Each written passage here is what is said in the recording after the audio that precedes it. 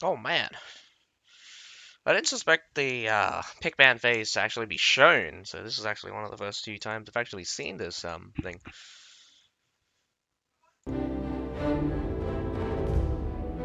There's actually music for this. Wonder if I'll get banned. Anyway, um, yeah. So ING banned Hidden City, NOP banned Kuruk Castle, and so we have Heilong Fjord. Both of them will be attacking Heilong Fjord. I don't know what the 2-3 means, but that's what we got. I'm not sure what's all this UI underneath it for either. But that's what we got for that. So in the future, I'll probably have to start the stream a little bit earlier so I can catch the pick band phases for the teams. Nevertheless, hello, my name is Ezukai. I hope you guys. Well, let me try that again. Hello, ladies and gentlemen, boys and girls. This is Ezukai. I'm going to be commentating for the Asia Division Knockout Phase, Day 1. Tonight we have ING versus NOP, followed by. Let's bring up my thingy.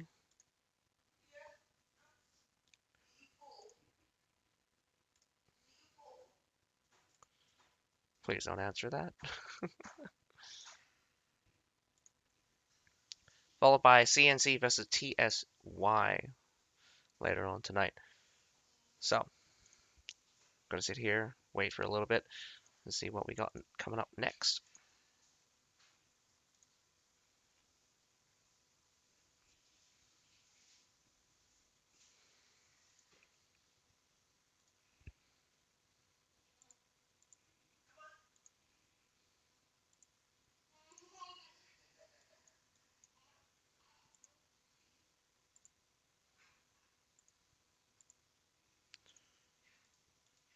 Let me just get it set up here as well.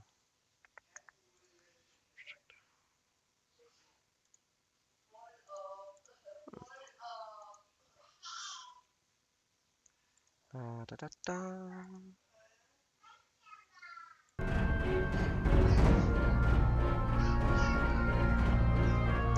Wow. This is very strange. So this is a pick ban. They banned Chevaliers, Liaos, Madao, a battalion, Fortebrascio, Pikemen. Holy shit, hang on, wait a minute. Holy shit, there's actually a pick ban phase? I need to read the rules for this, Jesus Christ. Okay, so, ING just banned Chevaliers and Liao Rangers. NOP banned Fortebrascio Pikemen and Madao Battalion. I'm not sure what these two are, but it does look like there's been another ban for Imperial Pike Guard and Winged Hussars. Following that, ING just banned out Spear Sergeant. I'm not entirely sure what this UI is actually trying to tell me. The Winged Sergeant is just kind of like not circled, so I am assuming that it is banned. So that is a lot of anti-cavalry stuff that is banned. Both battalions and Fortebrascios are probably one of the most efficient units to deal with cavalry, and those are off the table. But you have the Winged Hussar band, the Liao Ranger band, and the Chevalier band. So Chevaliers are actually really good at beating other cavalry, surprisingly. So we still have Cataracts, we still have Daggerite Lancers on the table, and those two are very strong in the current meta.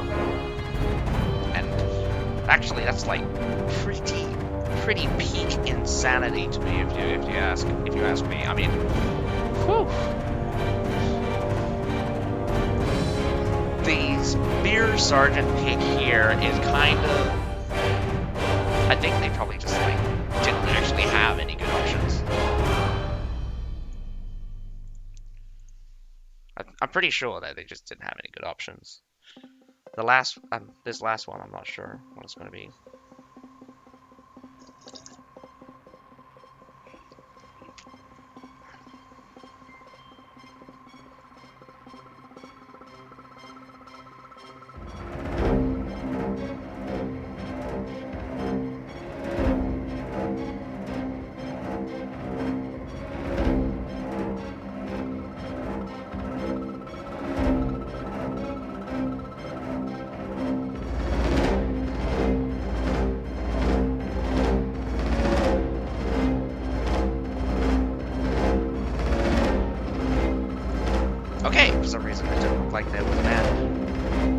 There was a second band. I mean, second set of bands. But my goodness, yeah, that's a lot of bands. So, from my understanding, ING is actually from China mainland. So, for the Asia Division tournament right now, we have China mainland versus, well, not versus, but like, it's a mix. We had, what was it, 9 teams from Asia, and from like the Asia region, not including China mainland. And then we had 7 teams come out from China mainland. So, we just lost signal. No, we came back. So there is a ban. So they are implementing a pick ban, which could be very interesting. I'm surprised that they didn't ban some of the more uncommon things. I probably would have banned. I would have probably banned Cybernautios and Barcian Wild Flames. Oh, sorry, the Silk Gillian. I'm not sure. I probably would have banned those two. So, Spear Sergeants was banned. We'll see if Weak Stars were banned as well. So, Imperial Pike Guard was banned, the Vidal Battalion was banned, and what was it? Quarter Brush Pikemen. Oh my goodness. Oh man. I don't know what kind of options you're going to have without cuts. Because some of your most powerful anti-cavalry out on the field is just like... I'm pretty sure both sides are just going to be like, I'm just going to run you over with cavalry. Like, legitimately, I would be like that. Like, cavalry all the way. But then again, NOP, if these are the guys that I'm thinking they are, NOP's been really good with their infantry games. They're kind of like one of the few teams that used to use infantry even in a cav-heavy meta. The previous CBLs that I've seen them in have been using a lot more cavalry. They're not bad at it, just probably not as good as like some of the top teams. But when I say top teams, I mean like the top 4. Realistically, it's just like you don't actually have that many options when it comes to options of like good teams. You just really just have just a lot of fodder. Really good teams actually practice. I think a lot of teams that come into CBL just really have fresh experience. It's really great that it's an up-and-coming game, and I really want people to put effort into CB. I really hope that in the future we get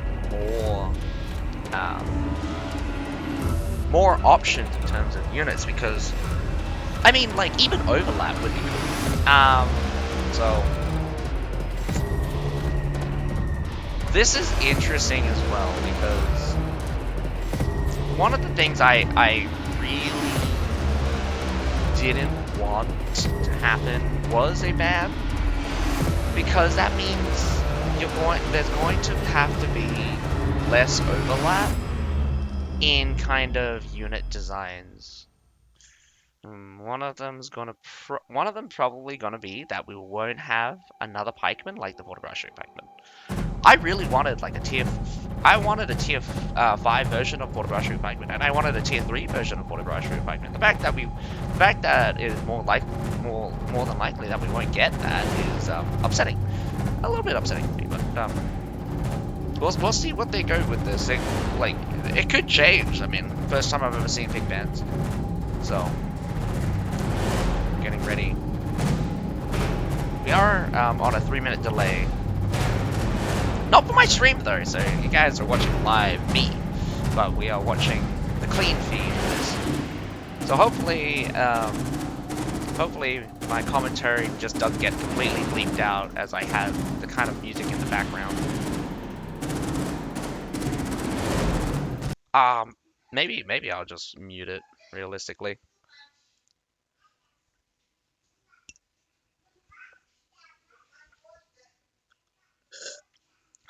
Save me the trouble of uploading it to YouTube later on.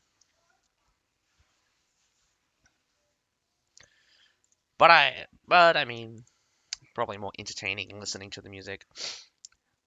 Just the unfortunate thing.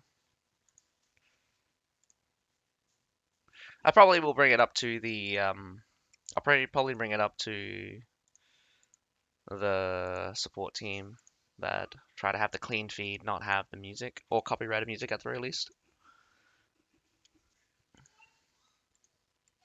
It's fine to have music as long as we have as long as we have the rights to it. I say we, but I mean like other like third parties like me.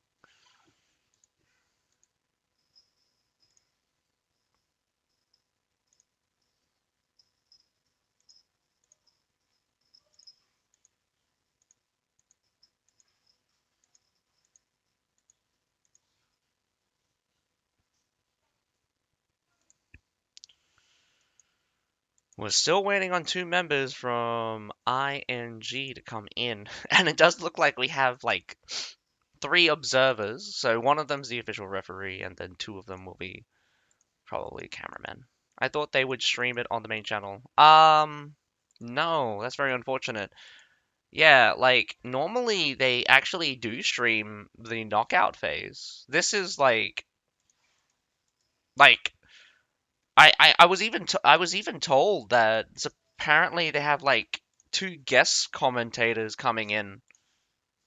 So that's just very confusing for me. Yeah, they had two guest commentators from ECL wanted to commentate for the tournament, but doesn't look like that's happening right now, so very unfortunate. Well, I wasn't told, I just read. Go to like CB discussion on their Discord.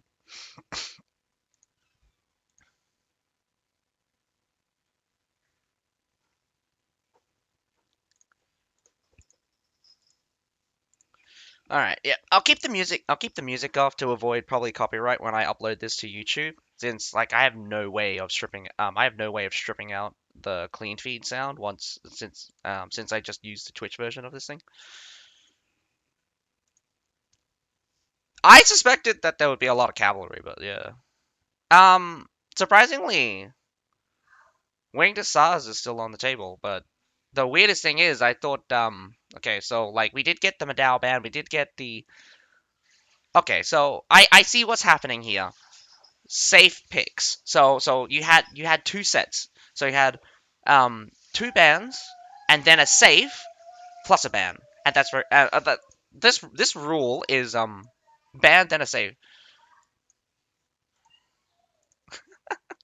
I'll make it small. I'll make it disappear so we can see the lineup.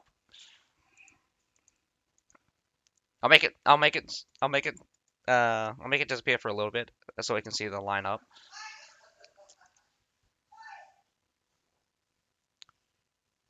Surprisingly, very heavy on the cavalry. Like, there is so much cavalry. More than 50% of NOP's choice here is cavalry. And coming out from ING, not as much cavalry as I suspected. More infantry. There's quite a few halberdiers. The bad thing here is that halberdiers actually are very ineffective. Like this is a good point. The thing to point out is that halberdiers very ineffective against winter SARS. Winter SARS, my goodness, they'll roll over. They'll all roll over halberdiers very easily. Doesn't matter if the first one takes less damage on hit. You'll get hit several times.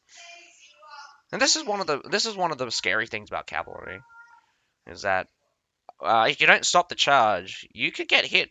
You could get hit a lot by 3,000, 6,000 damage. Oh man, just look at that go. They have nothing to fear because there's nothing to stop them. One winged star goes through. Oh, there's a lot of clashing. I saw two winged stars go head to head there. We have the Siphonarios burning, but the cavalry doesn't seem to be making very much headway. They're getting stopped by something, but I don't know what it is. The Daggerack Lancers kind of just like leap around. There must be something in the block there that was able to hold strong against quite a bit of cavalry. It does look like it was a Halberdier Sergeant and maybe loyal guards, but I'm not sure if they're alive or dead. Does look like they're alive. Okay, loyal guards and halberdiers were managed to block off quite a bit of that. But it doesn't matter. Most of the cataphracts and daggeract lancers kind of just walked around instead of trying to fight off the head strength. Nope. Moves on to the B point here, got the supply point as the ING, the defenders, is kind of just left here on the front. Not sure what they plan to do as they're getting cut off from their supply.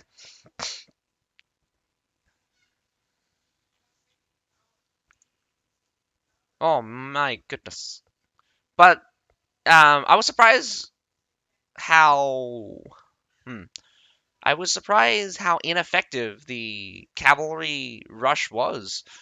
I thought they would win more decisively than that, but surprisingly, ING was very strong in their hold, able to fend off quite a few cavalry charges with a mixture of the loyal guards and the halberdiers, which makes, oh, sorry, the stalwarts, the Sarmatian stalwarts, makes me wonder why the Sarmatian stalwarts was not banned. Out of the units I would currently want to ban, I think Sarmatian stalwarts would be one of them. Um, Definitely would want to. I would want to ban the Sarmatian stalwarts,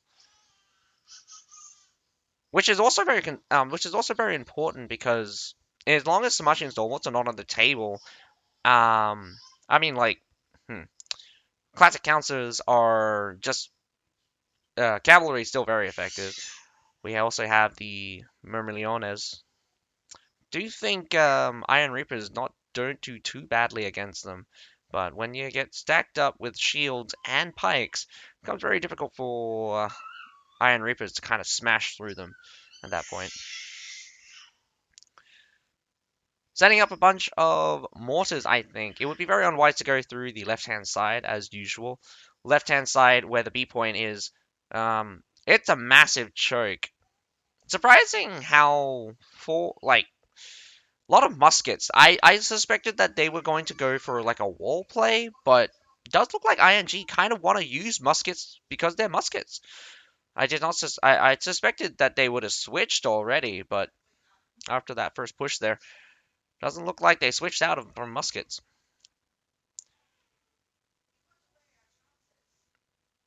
Got jewel blades harassing the supply point. Could get a little pickup here. Um, Two mortars defended by just rattan pikemans could be easily destroyed. That shield maidens could just waltz in there and kill them all. We do have a couple of shield maidens coming in from Nope at the bottom of the C point. I do think that was a Myrmillones at the bottom there. Yep, that's a Myrmillones. Cataphracts take a couple of hits from a mortar. Not that they would die. They would need to get hit several times, probably. Could, could see, yeah, it does look like they lost one. Ooh, trip might have been early. The engagement is a little bit stiff here, as both sides kind of sizing each other up with artillery. I do think Nope could just get on top, choking them on the stairs. It would be a worthwhile move, forcing them to react to the C point. I do think the Nope is being overly cautious from taking the advantage there on the C point, mainly because they're not full strength there. But could see a final move in a few seconds as Nope scopes out the area. Spear does come down. He's by himself. Could have easily caught him if he had a catch. Finally gets Prefecture Pikeman out on the C point. Could get a really good charge. Snipe out a couple of heroes. Whoa! Two people from Nope died. I don't know what happened, but it does look like, oh, supply point there is getting chomped up. Would be unwise to make a move now, mainly because you'd have to get three heroes now. But in the end, they do make a move for the C point. Pretty obvious in that case. I'm not sure why it was they were waiting for ING to make a move for so long. They could have gotten up on their C point much earlier.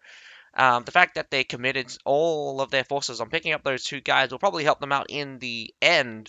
So this is one of the things where inaction actually loses you some value. And in this case, although the distraction is still a distraction, they got the C point.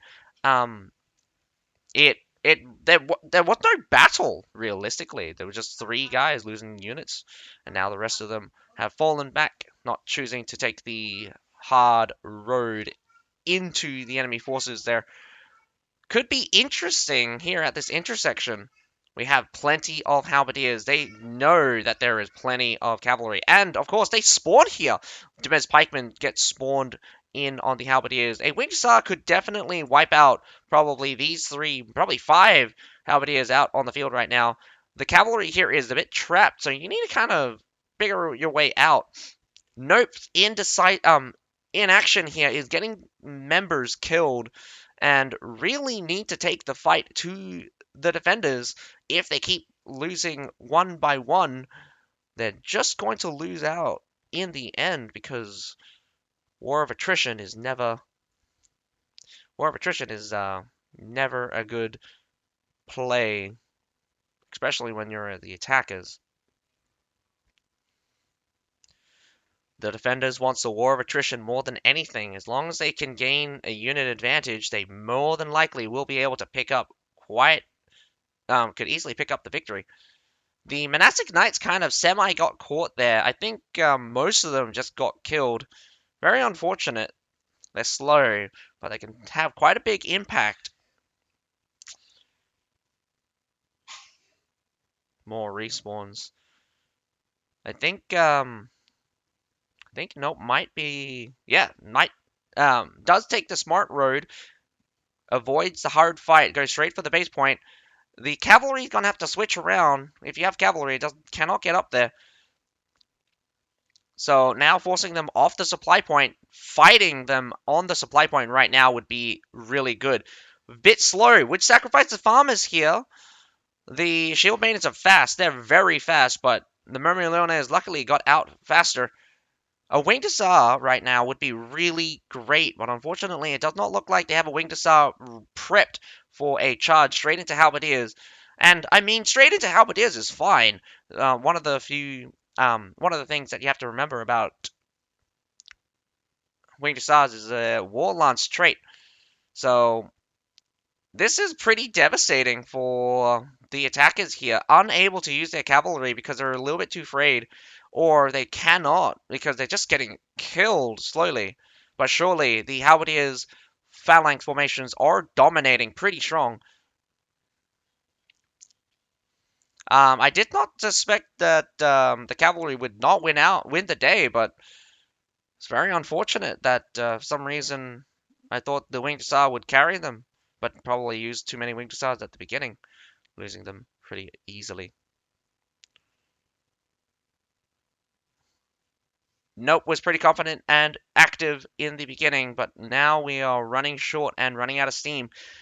Basically nothing left in the tank for the tier 5 and tier 4. We're running out of tier 3s right now, but the defenders have plenty of tier 4s and plenty of tier 3s. Probably got 2 or so tier 5s in the bank, and plenty of serfs for either side. But a serf will not win you the battle because they are just fodder for heroes. Right now we have some Ironcap bow cavalry as well in the mix. Surprisingly, some range fire might be a little enough to tickle the... Whoa! Very unfortunate. He does have a choice of spawning towards the B point. I would have spawned the pawns towards the B point, or at least onto the harbor.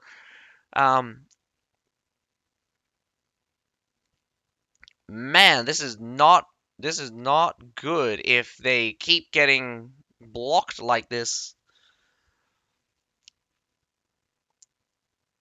Nope, really gotta make a decisive victory at some point, but it's just like they don't seem to have the tools to do it. Mostly just serfs here. One Shenji Grenadier is enough to probably wreck an entire formation, and since they have no shields at the front, this thing's gonna get shot to pieces, not to mention getting grenaded. They have plenty of artillery to use as well, putting down some grape shots at point blank here on this A point, on this A point, or well, the bridge. I don't know what to call it. But getting stuck here is also very bad. Although they don't have the units, Pushing in is actually not a very good move, but it's a complete overrun right now as the tier threes are just chasing down Nope right now. The entire enemy defending team just chasing down. It could be interesting if they do a rush straight to base. Kill off the heroes one by one as they appear. Could you do it? Could you do it? I don't believe that there's more than one hero at the base. They would, like, logically speaking, only one person would be at the base right now. Reinforcements is coming. Fighting on the supply point, not a terrible idea. It's just that not very strong holding units. I would have committed all of the heroes up toward that base point for the finish. And one by one, they just clock out real fast at the Halberdier Phalanx formation, just decimates the serfs and the heroes in mere seconds. Hi, New Lexicon. I just realized something. I just realized something. Do I have...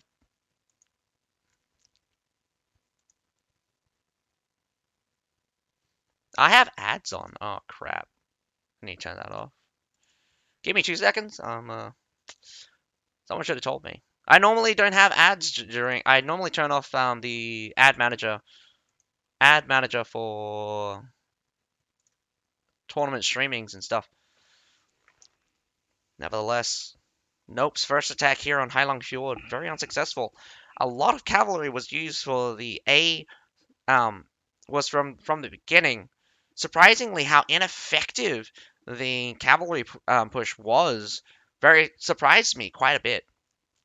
I was totally of the belief that a good old winged assad charge straight into loyal guards, even halberdiers, would have been enough to beat them. A halberdier charge against most things that are not Fort Ratio is quite effective. Only two real units that can hold up against a winged assad charge is another winged assad, Medals, and Fort Ratios. You're probably right. Only about 6. I think they lost in attrition. The number of halberdiers coming out from ING was also immense. So running out of, like, in this case, because I believe how it works is that they have 2 bans, and then they have a ban, and then they have a safe. So they can lock in a single unit to make sure it doesn't get banned. I think that's how it works. Over reliance on some of the other ones, I think the Dagger Egg Lancers did not get the value that they were hoping for, and definitely some of the other Golden Cav. Man, I think probably the Liao pick probably would have been pretty good follow up if they had. So I mean, I think they were probably thinking if they were going Cav heavy, Winged Hussars mixing with the Liao Rangers would be a great combo. Liao Rangers are really good at getting stuck into the fight once they get there. They can really crush a formation in a few seconds. So having a Winged Hussar charge and first Liao Rangers follow up, great combination. But it's just very unfortunate that in the end, I think the Winged Hussars either got stopped or they didn't have enough of them. So they were trading really badly at the from the get go. Yeah, Liaos were banned. Liaos were banned from the start. So I think that's why the secondary choice of some of the other things was probably what happened. I think the pick ban makes things a little bit more interesting. It also is unfortunate that we don't have very many alternatives to some of the specials. I think this will be quite interesting if some core units get banned out.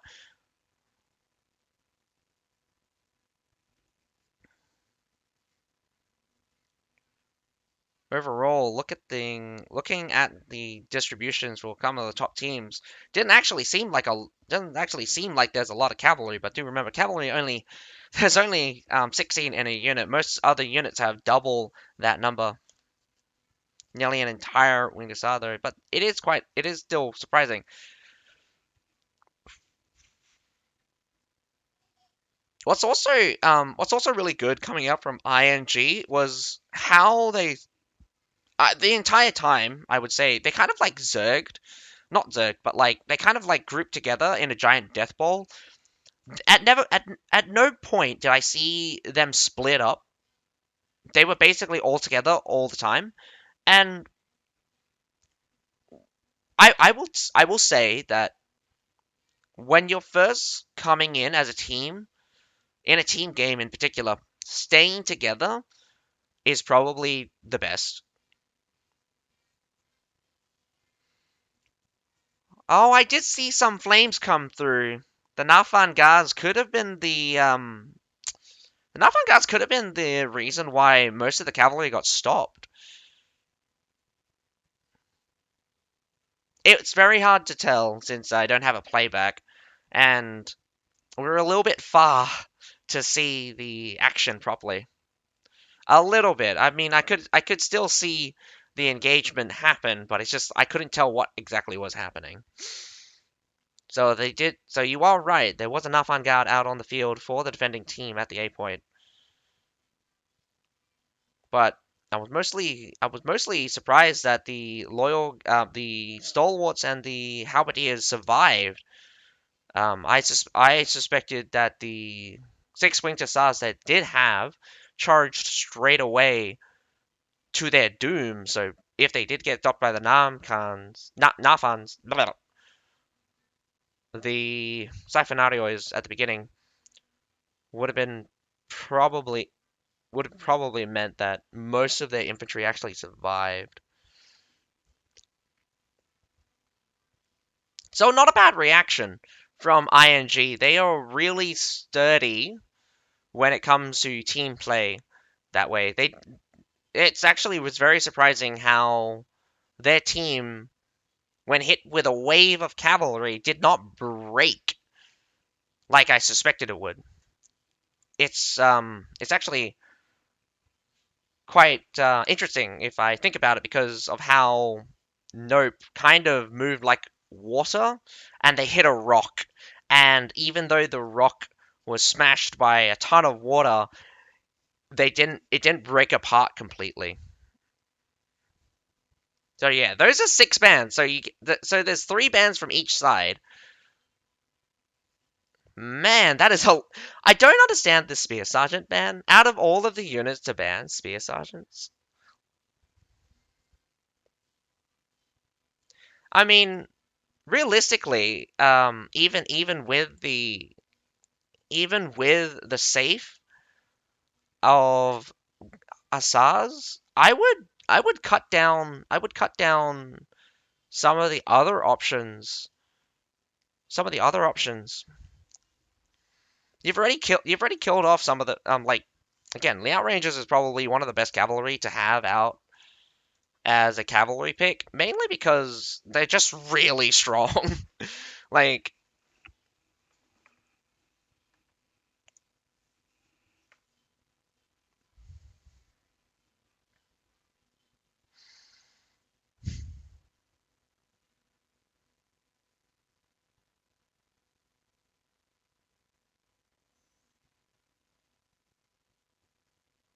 if Nope is relying on cavalry as it was shown in their attack, it's very interesting that they banned both Madao. It not it's not it not surprising that they would ban Imperial Pike Guard, Madao Battalion, and Fort Brashu Pikemen as they're all mainly anti cavalry units. But they might have screwed themselves over since ING seems to be very strong at using infantry.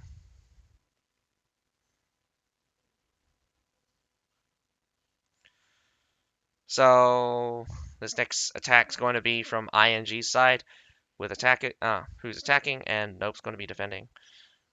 I'm really worried here for NOP because they cannot afford to. as the defenders, I would say there are very limited positions where you could set up for a cavalry charge. So if they're still going cav heavy, they're gonna have to really think twice about how they set up for the cav charge because anything unsupported will just not work. So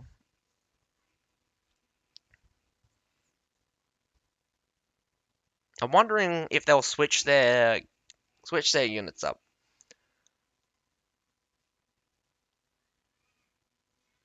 What I also didn't consider is the muskets. Thinking about it, like muskets, man. There were 6 or 5 muskets coming out from ING. They could have slowed down the winged hussars enough to make it so that most of their units probably didn't actually get hit with maximum charge or like full charge damage. And even if they get slowed down, they could have probably stopped most of the cavalry with just their black powder bomb as well. Very safe as well to do it.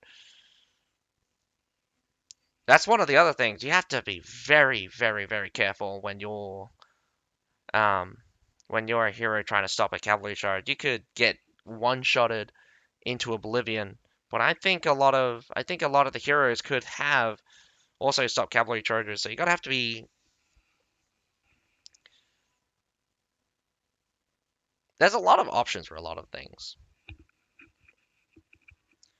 But just in general, the unit matchup for that time was surprisingly less effective. The halberdiers in the second portion was very effective because they did not really have an answer to mass halberdiers. And I find it very unfortunate for Nope to kind of just go double cavalry. Like they went heavy on cavalry. There were a couple guys already. I'm pretty sure a few of their members were already down on their cavalry and were just running around with surf units pretty early on.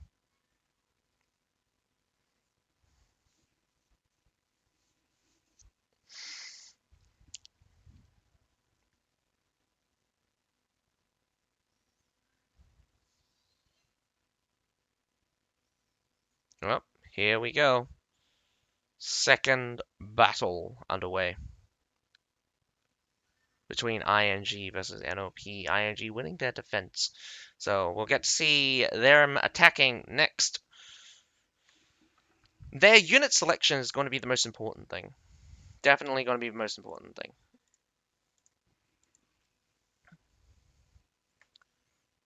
So what's always interesting is the tier 5s and tier 4s. But unsurprisingly, the tier 3 coming out. How many games? This is the second game. Hey man, Sloppy, I have no idea why they banned the Spear Sergeants. It was just banned. Out of all of the bans, that one made no sense to me. Alright. Still infantry heavy for ING. Cavalry heavy for NOP. We only have 1, 2, 3, 4, 5, 6, 7, 8, 9 winged hussars coming out from Nope. That's still a lot of winged hussars, but that is a lot of cavalry. A lot of Daggerack Lancers as well. Someone going with Cataphracts, which is quite interesting. So, 3 winged hussars coming out from ING themselves. They have 2 bolt throwers, 1 Falconetti. I did not see if they had a Siphonarioi, but 3 muskets, 3 spearmen, 3 pikemen as well. We got ourselves pretty similar setups from last time. It's going to be very concerning how well this is not what I expected. A and the B point is completely abandoned, and it does look like the defenders just hold to straight up to the base point. Yep. Last point defense immediately. Not even posturing. So a best of 3. I think a best of 7 for finals.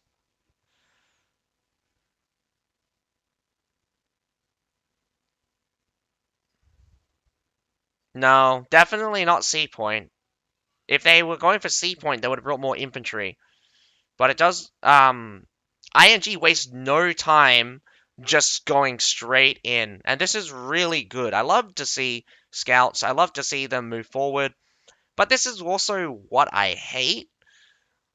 You give up a lot of ground. You didn't even posture around. You didn't even make the enemy think twice, thinking that, oh wow, they're going to defend here.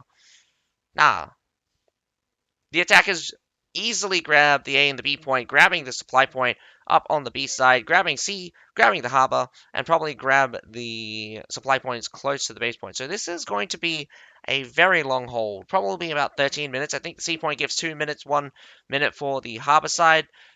So we'll probably see action in around about a minute and a half as they rush towards the supply point very quickly.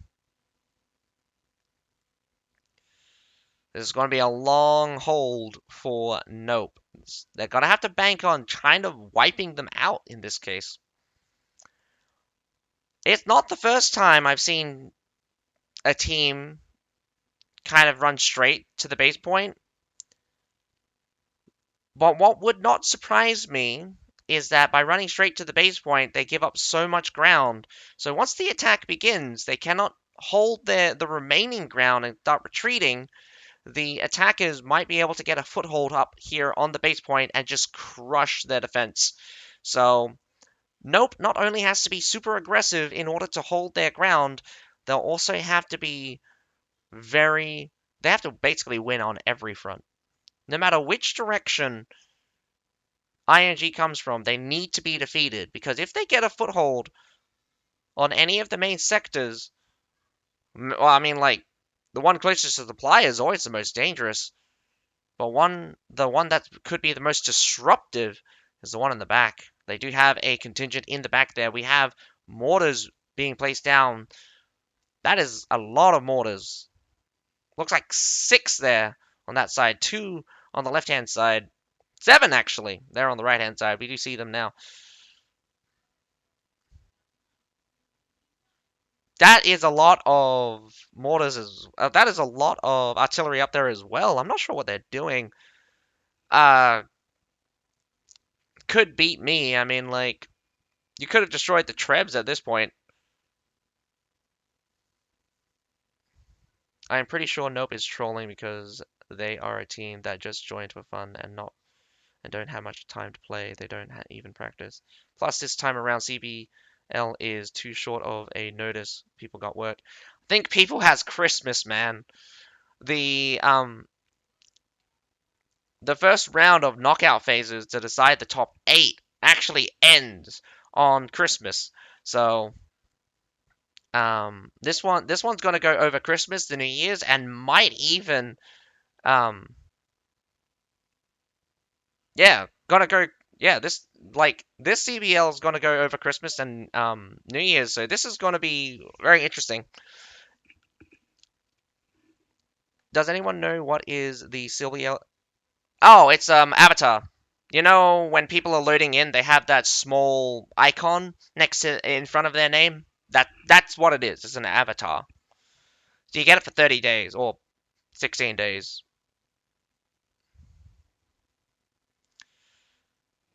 So it's just a lot of motoring. I mean, I'm not surprised that there are teams that just joined up for fun. CBL's never really been like 100% serious.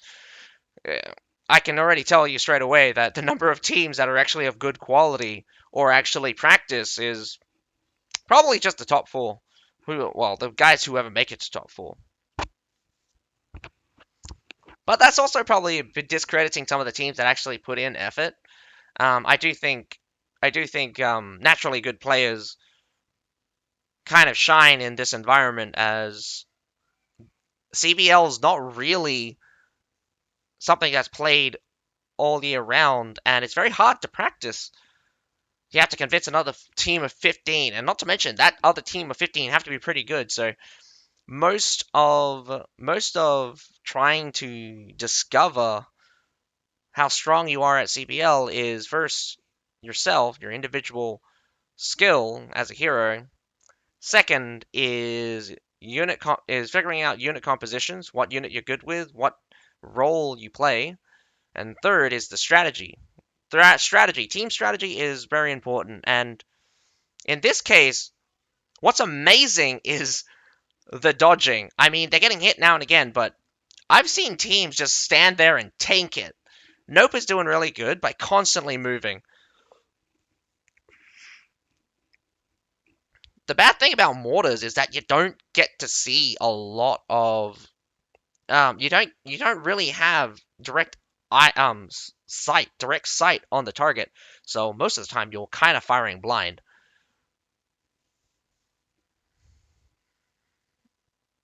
Top right hand corner, you can switch it to line 1.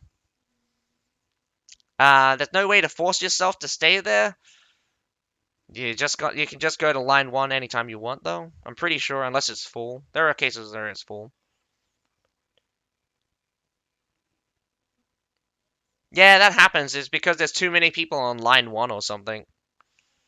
So this is where they take a little bit more of a direct approach, and already you can see that how getting a foothold up on the top section absolutely ruining Nope's day. And this is quite serious because we have some fire from a Falconetti coming out from Nope as well, but my goodness, how fast ballistas and grape shots just tearing apart the units here at the... Whoa! What is happening in the back here? I'm very unsure what was happening there, but it does look like a lot of cavalry is dead.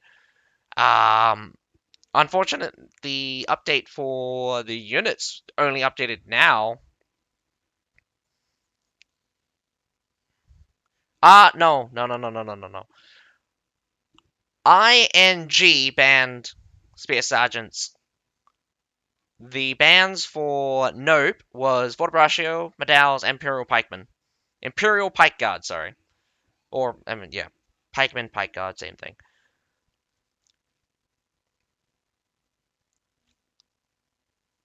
I probably I probably would have banned something else besides Imperial Pike Guard. I can see why they banned it.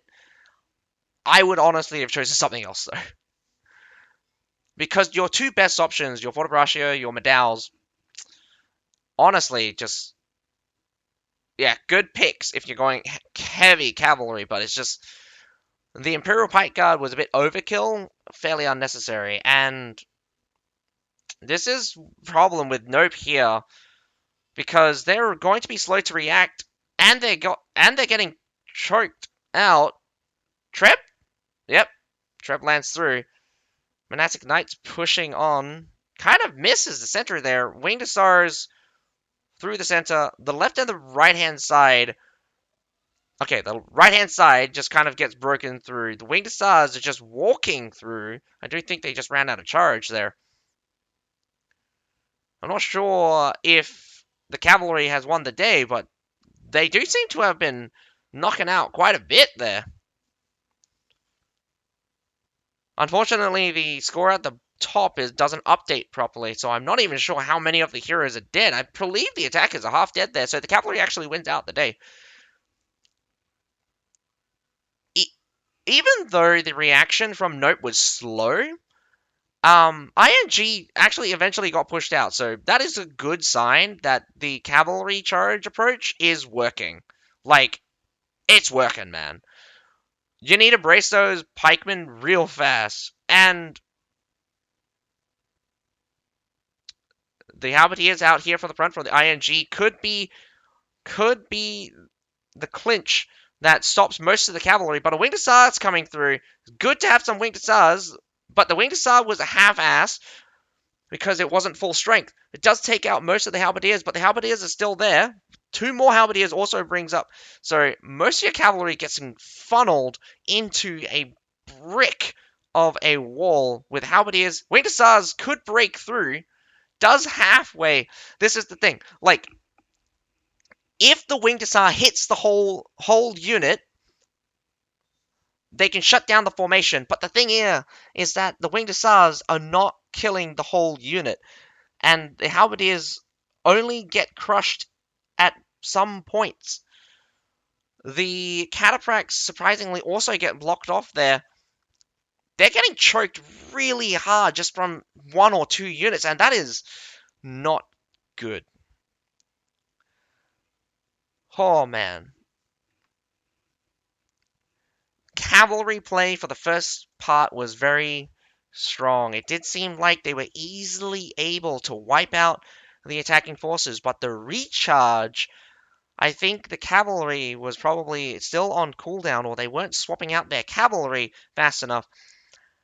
But in the end, a lot of things went badly for Nope, and they really needed to kind of set themselves up better in order to avoid getting shafted here. But it's just winged hussars are great against halberdiers, but it's just sometimes, not sometimes, but like halberdiers are great anti-cavalry. So if they actually hit the winged hussars, you're gonna lose your winged hussars, and we saw a lot of units kind of die on loyal guard, the stalwarts as well. So stalwarts are actually a very good anti-cavalry unit, and I said this before, but um, I think they've changed how the stalwarts fight against cavalry again. It's really stupid, but when stalwarts were first released, no cavalry could charge through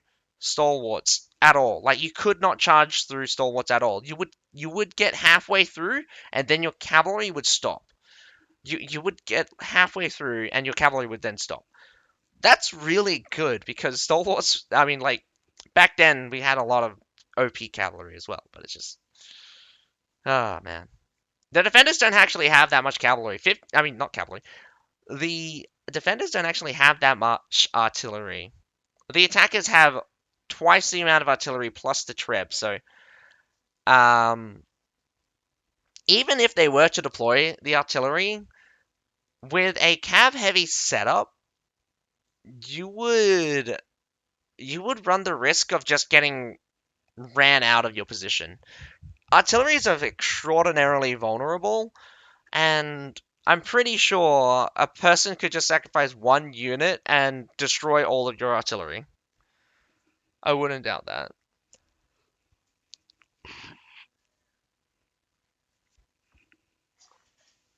Alrighty, we got the pick ban for CNC versus TSY coming right up. I do think the pick ban's going to happen. I do think the pick ban happens around about 10 minutes before they start. No losers bracket. That was the most surprising thing. It doesn't look like there's a losers bracket this season.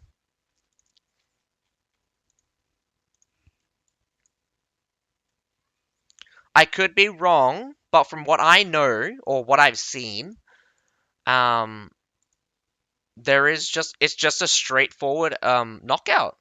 It's just a straightforward knockout.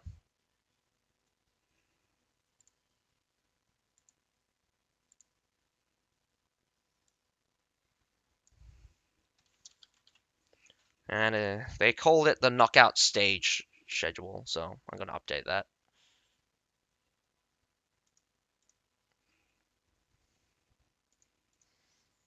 Alright guys, I'll catch you in a bit. I'm going to just play a manual ad. Hopefully nothing interesting happens, but we should be able to see. I'll update you in 3 minutes if we do see anything. But I don't think the pick ban happens until another 5 minutes.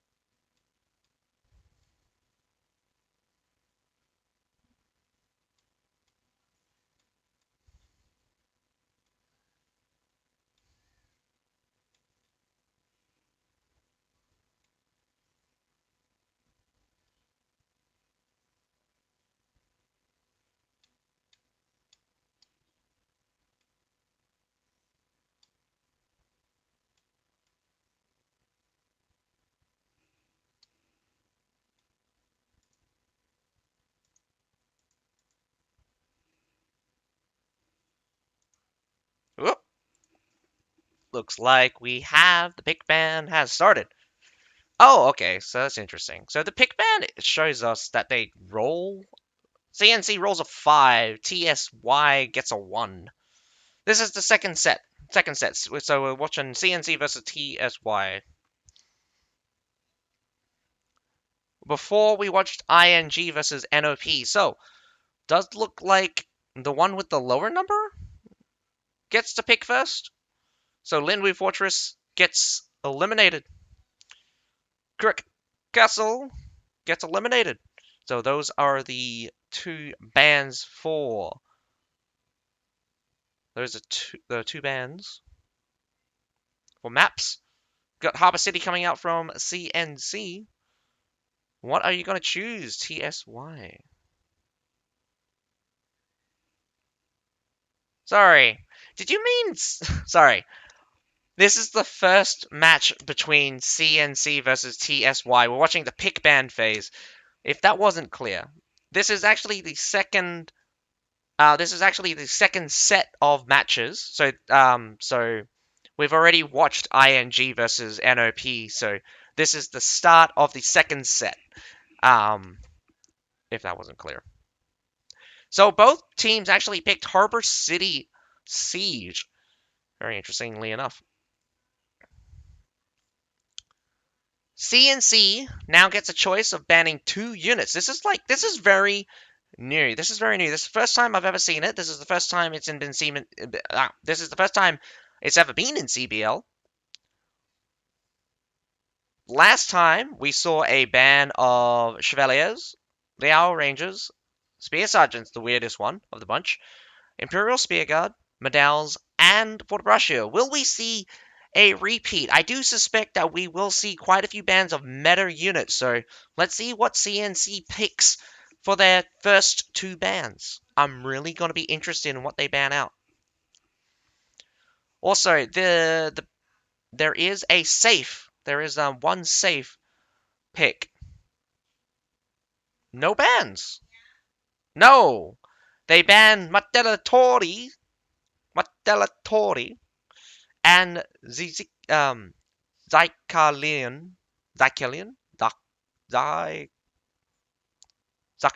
Zycalian.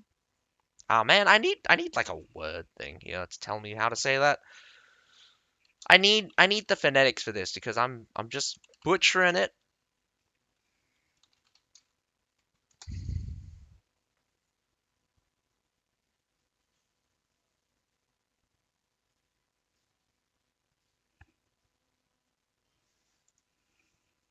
I'm just gonna call them ball boys. Man, I want to just call them I just want to call them Bossy and Wild Flames because that's what their names were before and it was so much easier. 6,700 IQ Martel ban. I know, right? They're gonna be like, oh my god, the siege towers are not gonna have that stupid 10% damage resistance. Yay. I mean, it could be because of that. Whoa! A little bit out of left wing for the Shenji band, but not surprising for the Daggerack Lancers. Daggerack Lancers has been the budget cataphract, so actually not surprised about the Daggerack Lancers. I was actually very surprised about the Shenji band. You don't actually get to see very many of them, and they don't seem to have as big of impact as you would suspect, but they are still a very strong ranged unit. I probably would have banned something like a. Oh man, I'm not even terribly sure if I should ban the what for the Falconetti Gunners. So Madao Battalion gets saved. So this is a guaranteed pick. You cannot ban Madao Battalions now. What is their second? What is their third ban? Tell me, TSY. What is your third ban?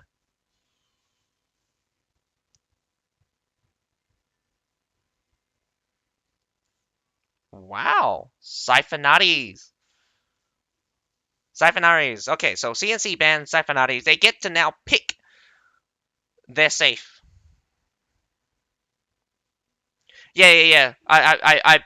So like, it's a little bit. It was a little bit confusing, but TSY banned second, so they got their first safe pick, and then CNC got their third ban plus their safe pick, and now TSY gets to ban for the third time, and CNC saves Matelator, and they're called Falconetti Gunners. You changed the names. I swear to God, you are killing me.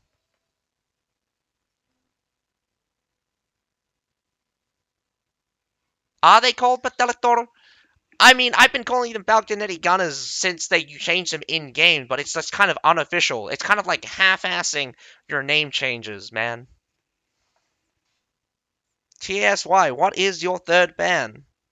Or you don't have a third ban. Okay, Frontier. Okay, so on the Asia side, they've always been called Battalitor. They've always been called Battalitor, and it's just like,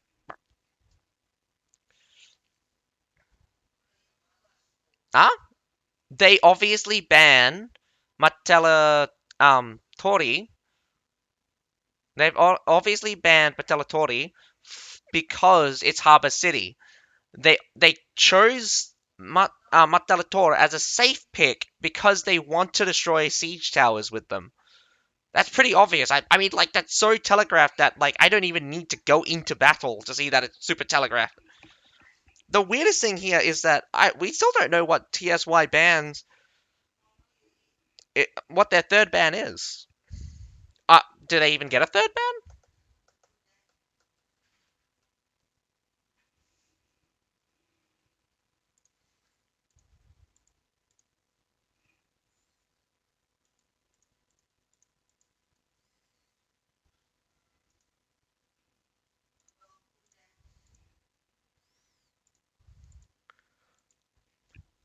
Around the world, around the world.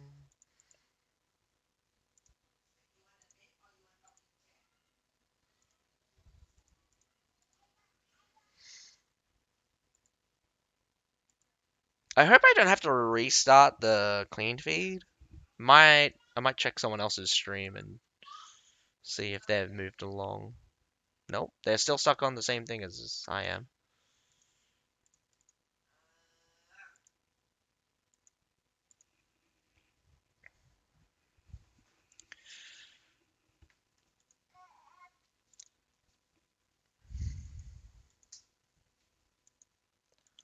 I'm not even sure if CNCs are the same guys. Hang on, let me just check. Let me just check the names.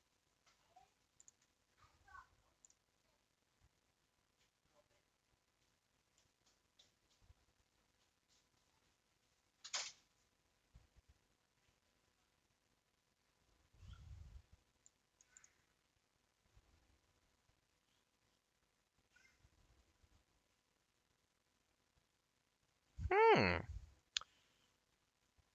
I need to.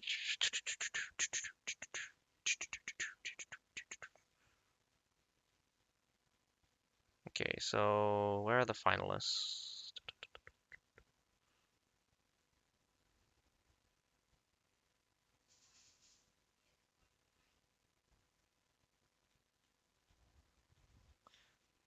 Okay, that's just very unhelpful.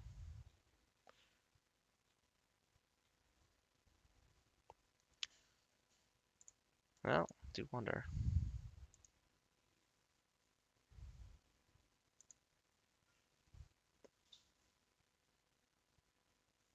Maybe. CNC kind of has two teams. So they changed their name back. They were called EFFS last season, which is, again, god damn it, please stop changing your damn name. I like it when people keep it. I like it when people keep it the same. Naru is back, which is surprising. We don't see Legolas. Yeah, CNC. Okay, so to put it in perspective, yeah, probably. I can't read Chinese though.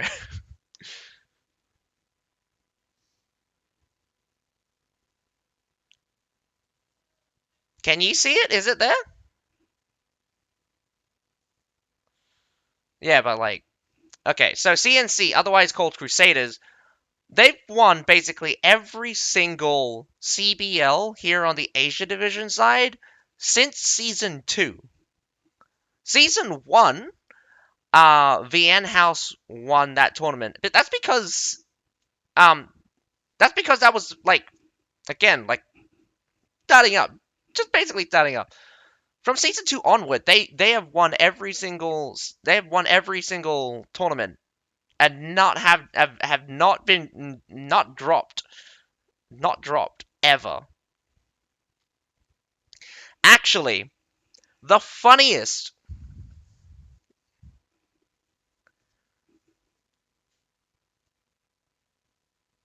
No, apparently not. No, no, no, no, no. Hang on. I think I know where the names are now. These CNC is probably not Crusaders, but for some reason Naru's there, or maybe it's a different Naru.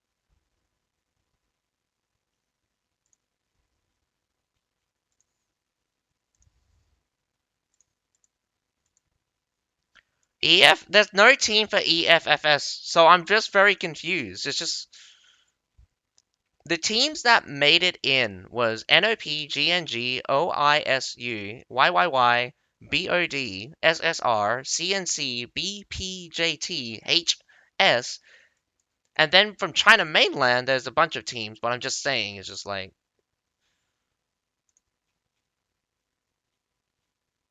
they have a calendar somewhere and they just make it very hard to find, I'll tell you this.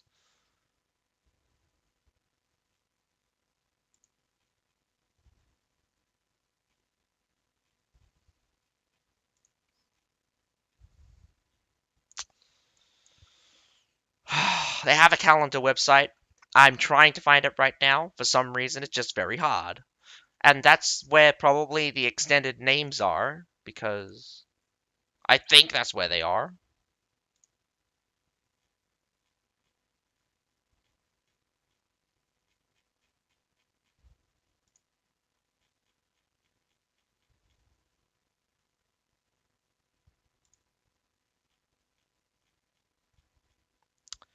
Damn it, Mal, where did you put that?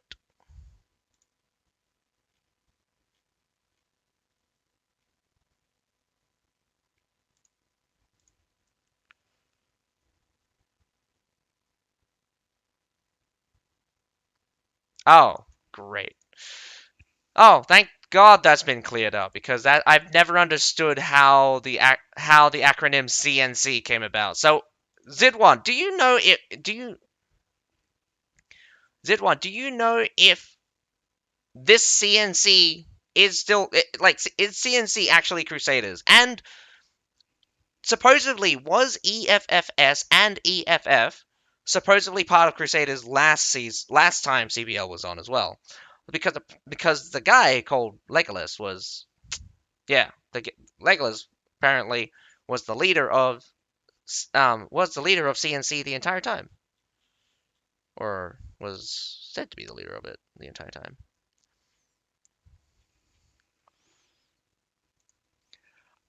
Rettiati pick is quite interesting. I don't know why. Tundra Human's great and all, but kind of odd. They want to make it interesting. Do you know what that was like? It was like some kind of federation. They wanted to make it interesting, and it's just like you make a name and you just want to make it as long as possible, right? God damn it, people.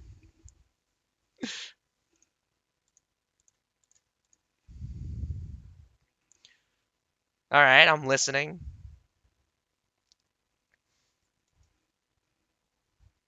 It's great that you can ask these people. I want to ask these guys too.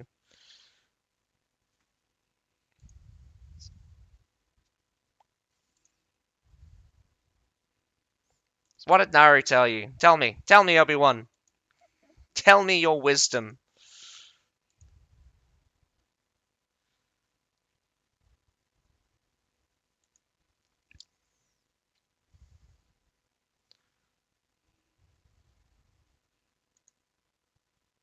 Okay, apparently Legolas wants her to change their names.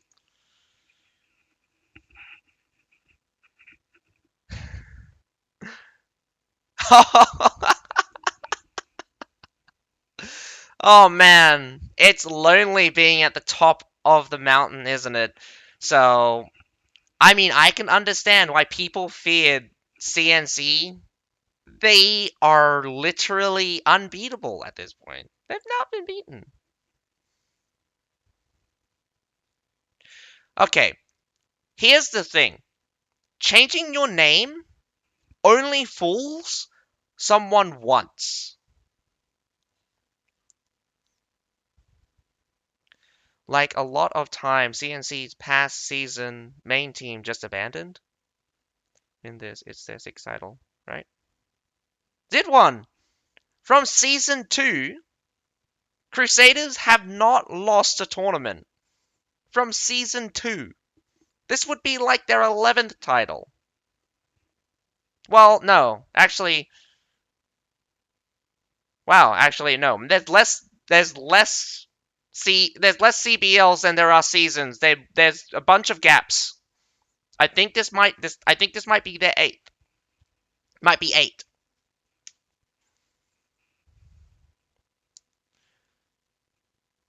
Huh?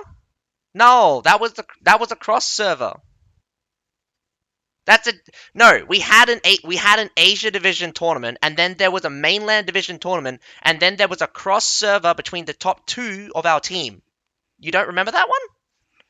Like officially, yes, they did lose that one, but the cross server tournament was between the top 2 of our one and top 2 of their one. No, we did. What are you talking about? In season 2? No. No, we didn't have a cross server tournament until much later. And that only happened um we've been having most of the CBLs. Okay, we've had there's a lot of CBLs that was just China mainland, and there was a lot of CBLs that was just Asia. This is the first time we've like had teams from Asia and of um teams from China mainland fight in a knockout style tournament. This not this is like a full on tournament style, and we've already missed a couple of action. But when did he get here? Jewel Blade in the back right now, moving towards the supply point. Probably going to assassinate it, just grab the supply point anyway. But Zid 1, we've had like I've commentated for I've commentated since season 3. I mean, like, I've been watching CBL since season 3 because season 2, I barely looked into it. Who wins season 1? VN House. But VN House won season 1. Season 2, VN House came second, got beaten out by CNC. The most surprising one is in season 3. This is always just the weirdest thing I've ever seen. Crusaders deliberately lost against their opponents to fight Christmas Sales in the losers bracket to beat them again, and that's just really funny. And that was the season 3 one, and nothing else interesting happened there, but it was just very funny. Surprisingly, going into the backhand side, not a very bad look. The defense as well. Letting the middle siege tower get to the wall and not wasting time destroying it, very good. The only problem here now is that because CNC has taken the supply point, they can't resupply their Falconettis. And they can control the stairs somewhat. Yeah, I know. I'm sorry. I was just I was just hoping that nothing. I was just hoping that Harbor City would be a little bit more boring, but let's not accept that CNC is ever boring, and definitely think that TSY is not going to lose without a fight. It's actually going to be very interesting because I haven't actually watched any of the China mainland teams fight against each other, like actually fight like in a tournament style. And on average, I think the China mainland teams are actually probably much better. There was this one time where I was watching GF and BP when they were fighting 2 against 2. They smashed both of our guys into smithereens. I think Crusaders in that match only managed to take out one win. Surprisingly, that Treb did scare them off. They grabbed the supply point back as well. They take the wall. No fight. No fight. Mostly just skirmishing. But the Treb did manage to pick up a couple of bit. Crusaders is not slowing down, though. They're going to try to catch some guys on the stairs. Probably some of the slower guys.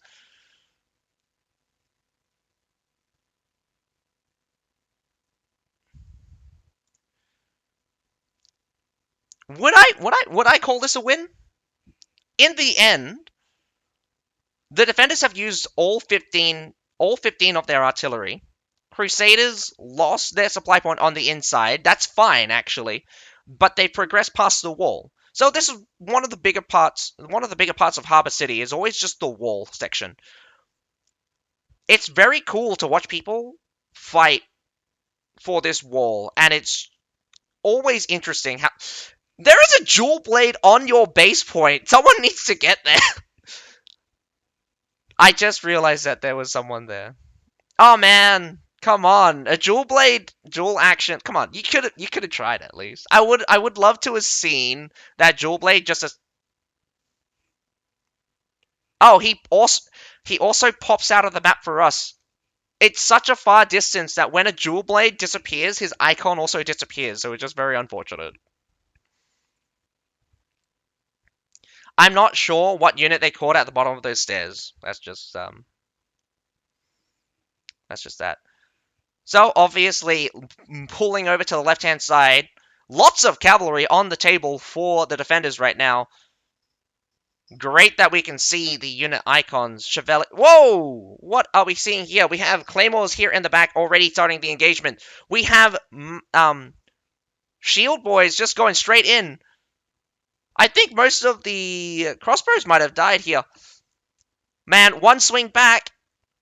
Both sides are rushing. Could see a lot of cavalry come up the rear here, but we have a set of battles leading the way. We have shield maidens with halberdiers. Whoa, Chevalier's got halfway through that. I think the shield maidens are still alright. But in the back, getting a little bit of a squeeze here. Their rear guard needs to hold, and hold well, but did look like Monastic Knights made it the way through. We got some Berserkers out for the front here, but they will get decimated by that Medal. Clocking in from behind, getting crushed, in fact. Their rear guard just fell to pieces, but there's a lot to deal with. They're struggling with the halberdiers remaining on that supply point, and they're going to struggle harder as they just lost their loyal guards holding off the Medals, and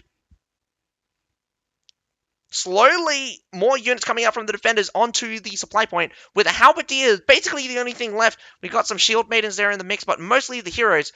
Some scimitars, actually.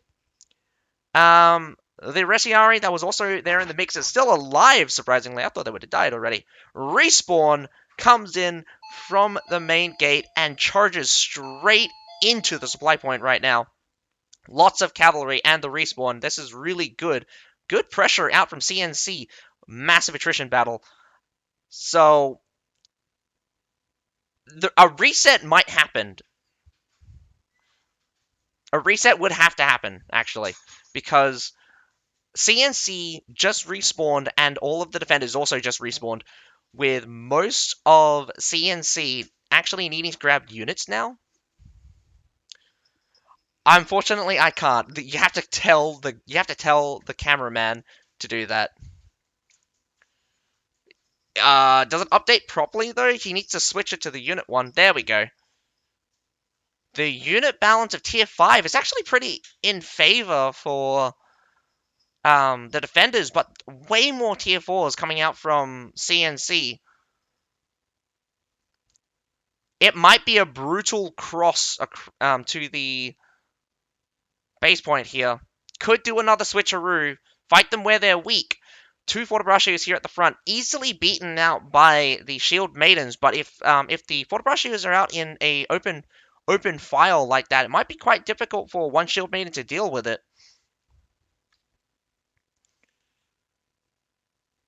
Got lots of cavalry coming out. Mostly the Tundra Humans. I believe that they probably wanted the Daggerack Lancers to be available, but the Tundra Humans are also a good second. Not as good as the Daggerack Lancers. Halberdiers just go straight to the front.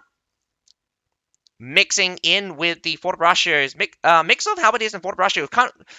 I would call it one of the best formations. The unfortunate here, just watching the Varangian Guard just switch stacks mode, there's too much damage coming through. There was no hope for those Varangians. One Winged Star goes right across the supply point here on the left-hand side. The Claymores here are very tanky at the front, already in for freedom mode. Oh no! Moving your Fortebraccios. Oh, brace just in time, just barely. Lots of cavalry coming through for both sides, in fact, but rear charge unsuccessful, but a nice treb straight onto that Fortebraccio, eliminating everything here on the left-hand side. This is a very tough fight for the defenders now, losing the supply point, losing the battle, and a respawn, an aggressive respawn could change the situation, but the only problem here is that there's no defenders here on the base point. I mean, there is one Fortebraccio, but what's one Fortebraccio going to do against 15 guys? About 20 more seconds, and then the heroes from the defending team from TSY is going to respawn.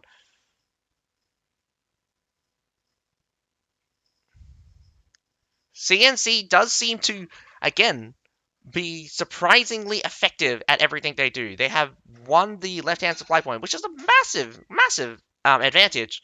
There's basically no hope for the defenders in a scenario where they have to get through an entire enemy team to base. And they lost their defense there on the base point, and in the end, getting crushed. Man, very unfortunate. That was a good battle, though. I do think, as on a macro level, there was a kind of a little bit sloppy coming out from TSY. I mean, yeah, TSY. Why I say that is, beginning was pretty standard. Destroy the siege towers. They let CNC get inside, take the supply point, and then eventually the rest of CNC comes inside. They make a push towards the left-hand stairs when you're facing towards base point from the attacker's direction, and then they retreat off the wall. I have no idea at this point. I have not seen enough of the teams from CBL to really put up a good fight against CNC.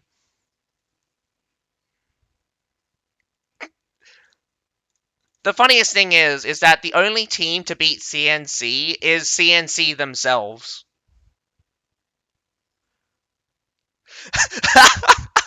Just give CNC surprise money already. At this point, we should make a betting pool that if CNC doesn't win, that person, like, the person that beats CNC should get twice the amount of the prize pool. That's what should happen.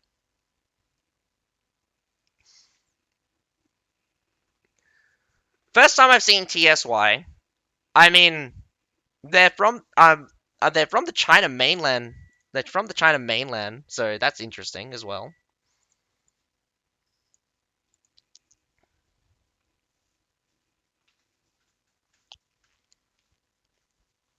But what I do want to say is that yeah, team coordination coming out from CNC is too strong.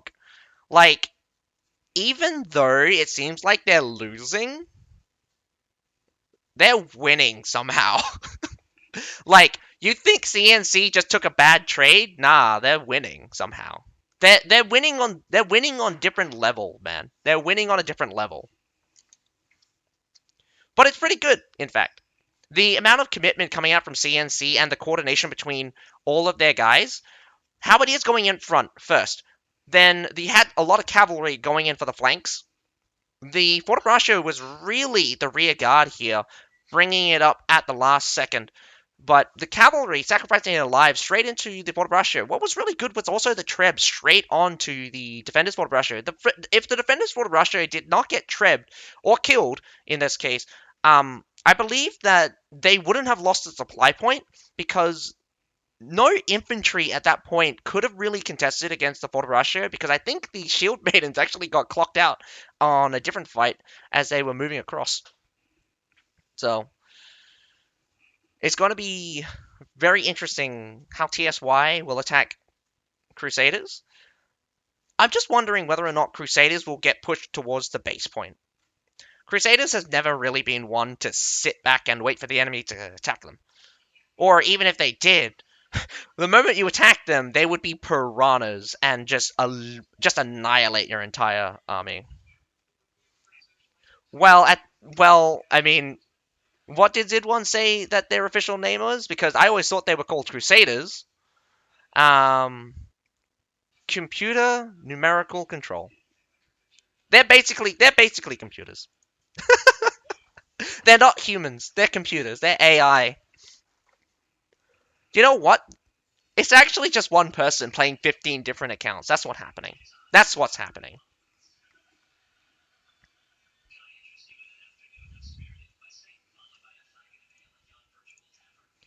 I think that's just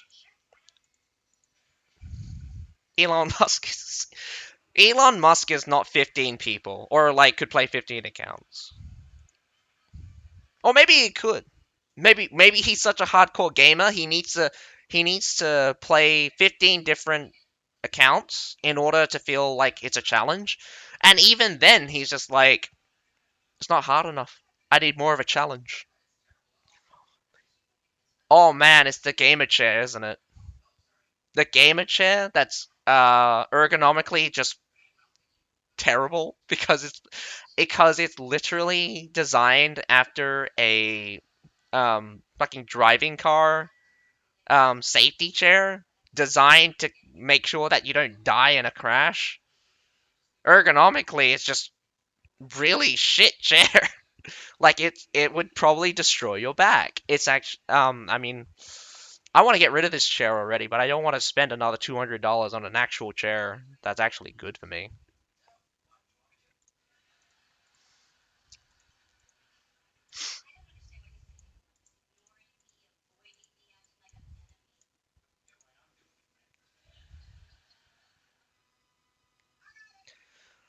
Man, Men at Arms bullies the Pearl Serfs. At this point, I at this point you need to give CNC a handicap.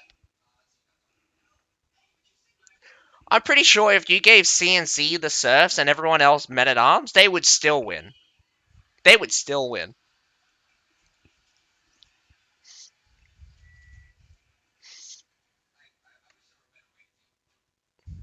Nah, I'm on the stream on the right side before the guy with the horse came, the NPC.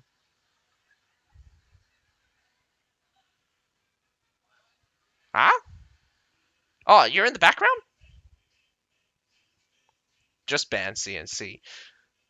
Nah, man, it's always exciting to watch them because they really they're the best team, so it's always great for people to learn from them. So if no one sees anything from CNC, No one knows what the limit is because the limit right now is CNC. So if someone else replaces CNC as the limit, if they're worse than CNC, why are you the limits? We know the limit is CNC. You need to beat CNC. Break that limit. Be better than CNC, and you are the best at CB. I mean, like that's in the Asia division stuff. I've no idea what's in the China mainland. They're basically the final boss. Should not play. Well, no, that's the thing. The top four from the tournament most of the time go straight into the knockout phase and skip the qualifying phases for pretty much like 5 C for like the past 5 CBLs. I actually haven't seen any of the scoring phase CNC because everyone fucking quits on them, I think. Yeah, I also want you guys to see the units because it's very important to see kind of the distribution between tier 4s, tier 5s, and I mean, like, tier 3 filler, mostly picking up the halberdiers. Surprisingly, a lot of halberdier sergeants. And China Mainland also kind of had this thing where back in previous CBLs the previous time I actually ever saw China Mainland teams was their usage of halberdiers, like halberdier sergeants in particular. So CNC also picked up halberdier sergeants after their battle with the China Mainland, but have since dropped off again. It's not one that it's a unit that you rarely see, but back in those days, and surprisingly that you see them from the top teams coming out. Nowadays, it's not so much. I mean, after the buff to their phalanx formation, halberdiers are crazy strong. Halberdiers and halberdier sergeants. I mean, like, when I say halberdiers, I mean both halberdiers and halberdier sergeants because the buff referred to both of them. So obviously, getting a good performance out from both of the units was really, really, really obvious that you would bring high efficiency units, which is really sad as well because like you don't see the mass pike militia anymore.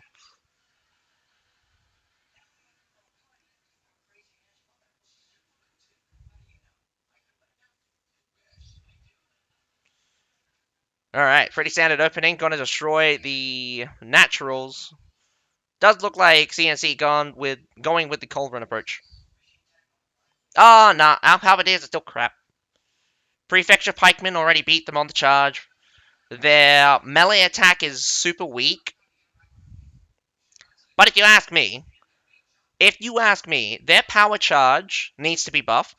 So you need to somehow buff their charge, up their basic attack, like double the damage at this point, double the fucking damage. Their brace, yeah, you can double the damage as well. At this point, nearly every single pike unit, besides halberdiers and halberdiers and fortibratio, needs to have their brace damage doubled in order to be even relevant as a brace style unit. A little bit of a waste destroying the middle siege tower. This is always kind of one of the things that I think people should take advantage more. Is allow one siege tower to get up onto the wall and just destroy the other two. Because when the enemy thinks there's an opening and they try to take it, you can crush them. Especially if it's the middle siege tower. Classically, on every single map, the middle siege tower is the worst siege tower. Like, the worst siege tower to go up. Because most of the time, that middle siege tower um, is either in between. Usually, it's in between the main, well, the point on the wall and the supply point. So what ends up happening is that the defenders that are on the point hits them from one side, and then the guys returning back from the supply point hits them from the other side. So it's a very natural squish that happens. Oh yeah, like I don't know who started it, but destroying your own siege towers was like someone figured it out. Someone figured out, oh hey, we have all of this artillery out here doing nothing. Destroy your own siege tower. So many times that you see a siege tower get to like basically no health, gets really close to the wall, boom. Waste of 20 or 30 seconds. Shoot it. Just destroy it. You want the siege tower to have more than one hit health. By the time you like all of these siege towers, basically they're all one hit. All one hit. I would destroy them. Like if I was pushing them, I would destroy them because there's no point. Destroys it again. Easy. You might not waste a bullet from you might not waste a bullet um from CNC, but getting the next tower up and having them to shoot that next tower, it's already really good because it costs more to destroy a new tower than it is to shoot one more. We're all about time here. We're all about efficiency. So, if the faster you get that new tower rolling and the sooner you force the enemy to shoot that one, the less time they can waste because they're spending more of their time. Well, there's only a set number of shots. The more towers you get up, the more shots they have to use in order to destroy siege towers.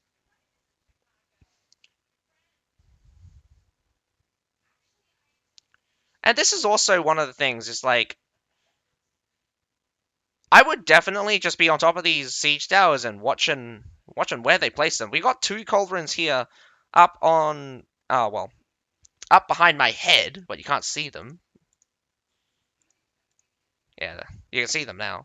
Sometimes I feel like I shouldn't have my camera on just because sometimes it kind of covers information. But at the same time I'm just like, nah.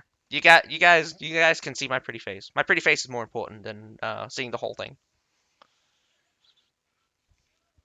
So now, since they're clocking down on culverins, they're switching to the thing I was talking about before, letting the middle siege tower up. The middle siege tower, again, it's basically a natural death trap. Unless the defenders don't defend, the middle siege tower is a natural death trap. No one ever should go up the middle siege tower. And what is this? What is this? What is he doing? When did he get here, by the way? Oh my god, that's very interesting. They won't even notice it until much later because I think he's far enough where he won't show up on the map. They're going through the small gate right now. The Poleaxe hasn't spotted him. The Glaive, maybe? I think the Glaive spotted him. Go, my dude! Go, my dude! He's going to destroy that tower. That's really fucking hilarious. They're inside. I mean, I love my Varangian guards, but like, I'm gonna be honest with you folks. Varangian guards right now, without the ability to bypass straight to Shatter Shield, I didn't even think that this was very important. But like, without the ability to switch straight to Shatter Shield, they really struggle. Like, really struggle to break through shields. Was it worth it? Yeah, I totally think that was worth it. I think he died. I'm not sure if he died or is he running around. Could be invisible or lost track of him. He's probably dead. Um. Oh, he's there. He just moved around.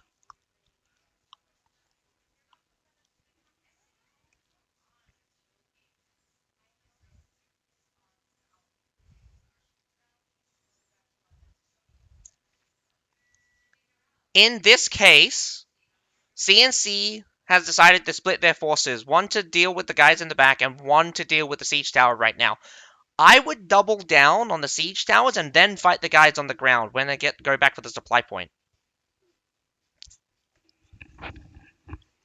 because you can leave a small contingent to defend the A point. There's more guys stacked on that siege tower, but the fight could be really bad coming up. They are going right now. They need reinforcements up on the wall. Here comes a Treb. We're a little bit far. I do want to see the fight on the siege tower. Could be making some headway. It's just two loyal guards and two shield maidens. Very strong units, but without brace style unit, you probably don't actually have the damage. Shield maidens, I mean, take that back. Shield maidens are pretty scary with terms of damage and stuff. Oh man, even in the backside, they're pushing up. Gonna be a bit difficult though. Ooh, very unfortunate charge into the back, killing most of your loyal guards there. I think the halberdiers did all right, or not actually. The halberdiers actually didn't finish them off. So they won on the siege tower.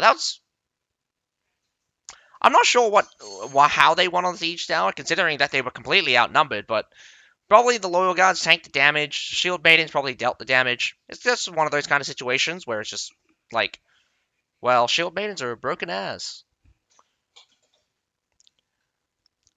I want to put this forward as well. That disrespect. Oh, this is why you use your 3 bans against this team. That's disrespect, lol. They choked the siege tower and CNC's just wrecked everything. We didn't actually get to see much of the siege tower. They got tripped a couple times. The choke on the siege tower is just very deadly. It's always a death trap. It's a natural death trap. Everyone loves going up a siege tower. Everyone just runs forward as well. But, like, you're getting spanked by brace pikes on either side when you come up. So, it's very good as well because CNC also proved that, like, they are adequate at dealing with small contingents. So splitting their forces was not a bad idea. They didn't need to bring all of their guys there on the siege towers and dealt with the inside forces fairly easily, in fact. And even in fact, one of their guys was still outside.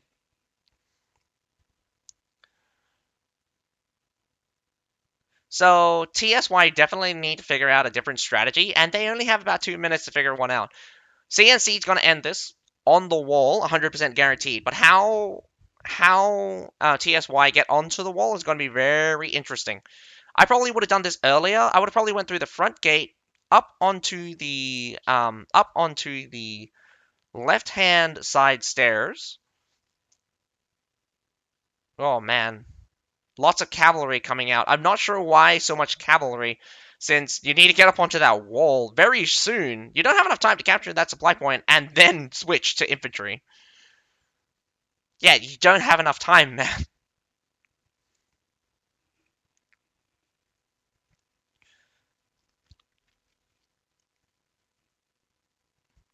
Although, pretty standardly, I think TSY was a good team. The only unfortunate thing here is they're facing against CNC and really need to look for alternative methods to fight. And again, bad decision. Go up the siege tower. Like the rear attack, all excellent. Going onto the stairs, really good. There's like a billion strategies to do, something like that. Okay, this is a straight on fight. Advantage here with Trebs. You've still got around about 2 more Trebs left. You just need to slow down the pace. You're going to walk straight into this Fortbrascia if you're not careful. Right now, the front line is in favor of CNC, and it does look like the Shield Maidens are holding the line very well and just breaking down. Holy cow, look at that Shield Maiden go. The pikemen are just in reach and forming formations, just classically just dominating.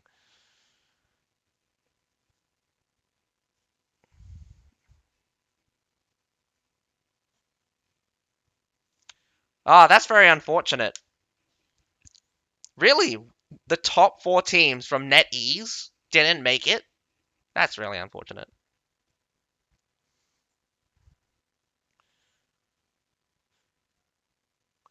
I mean, like, TSY didn't give CNC a run for their money, but definitely probably a lot tougher fight than most of the other teams from Asia. The unfortunate thing here is that since this is a knockout phase, I don't think we get to see these guys again. Oh no, SG has their own tournament.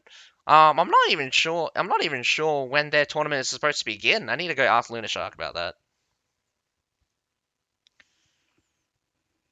Well, congratulations, CNC. I mean, like, I don't think anyone doubted you for a second. Not even me. I mean, like, at this point, I'm just gonna be like, if CNC loses, I mean, that is when I need to buy a lottery ticket.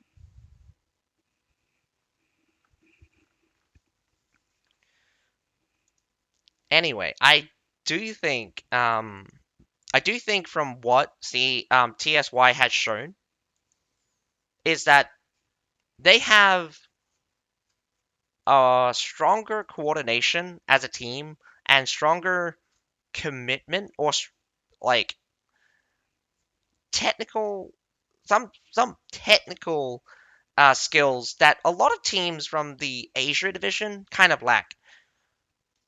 Like also very important is just like destroy your own siege towers if they're just waltzing towards the wall with zero health.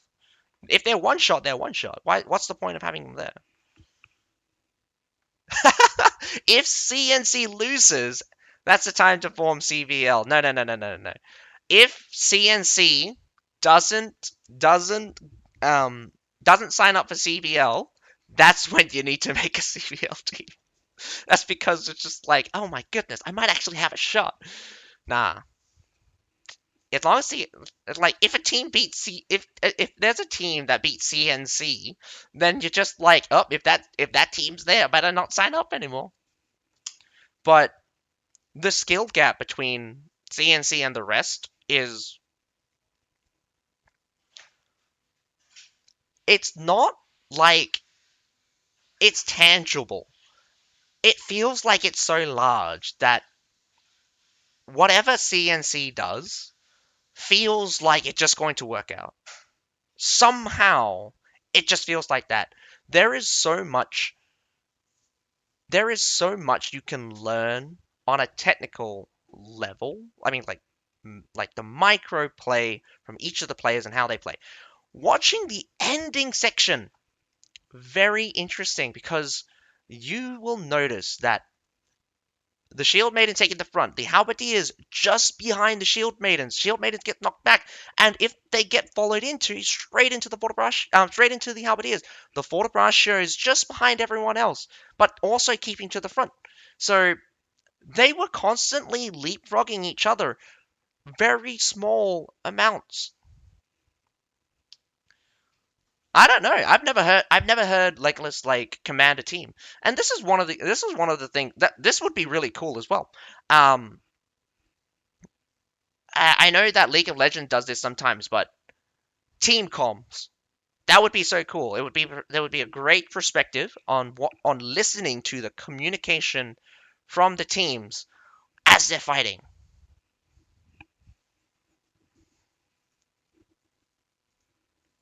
Hmm?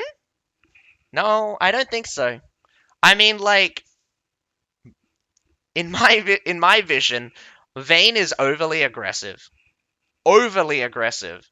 He's got a lot of strategies, but a lot of them relies on the fact that you just need to be fast. You just need to be fast and just beat the enemy.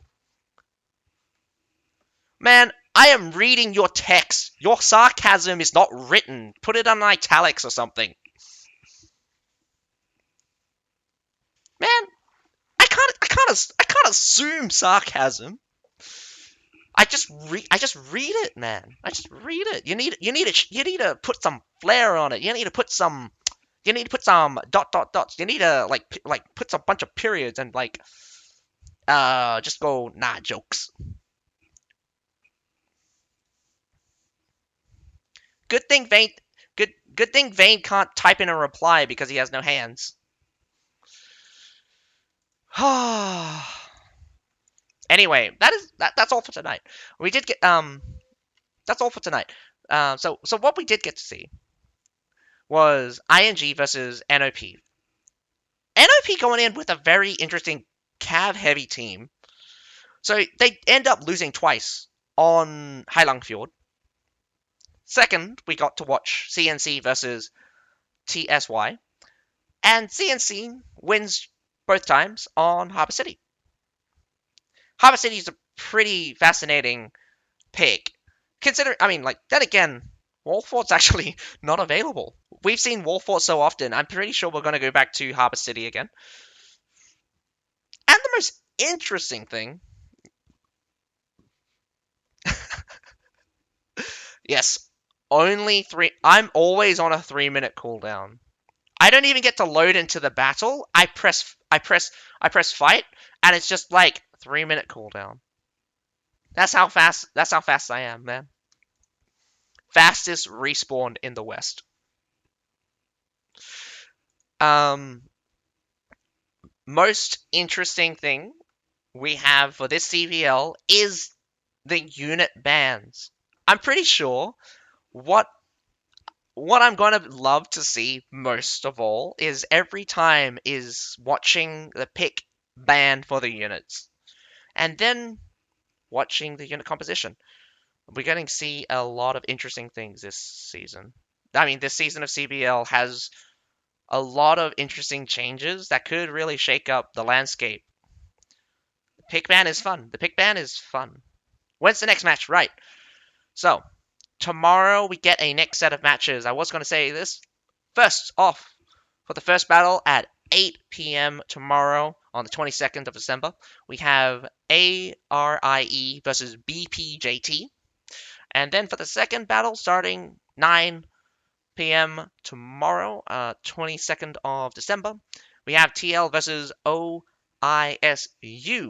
I do believe TL and ARIE are both China mainland teams. We have seen battles from BPJT and OISU. Interestingly enough, I have been told that OISU is apparently a reformation of Wildfire.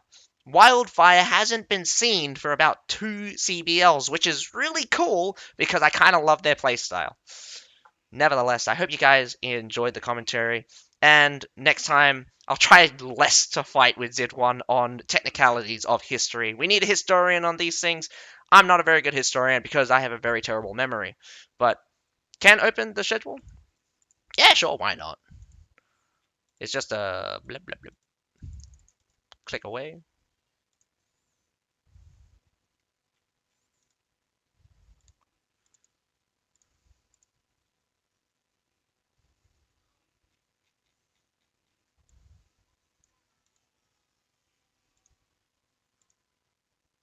What the heck? Global. Here we go.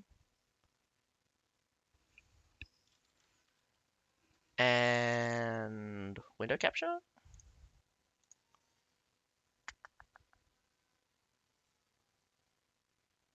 Chrome. Google Chrome. There we go. Okay, I'll just put down my pretty face for a little bit. Okay, so these two matches. So these two matches we watched. Next set of matches tomorrow. ARIE versus BPJT, and then TL versus OISU. Again, hope you guys enjoyed. I hope you guys enjoyed the stream. I will be commentating for tomorrow, so hope to catch you guys then. But other than that, my name's Azukai. Have a nice day. Bye for now. I just waved to a camera even though you don't even see my face. Bye for now.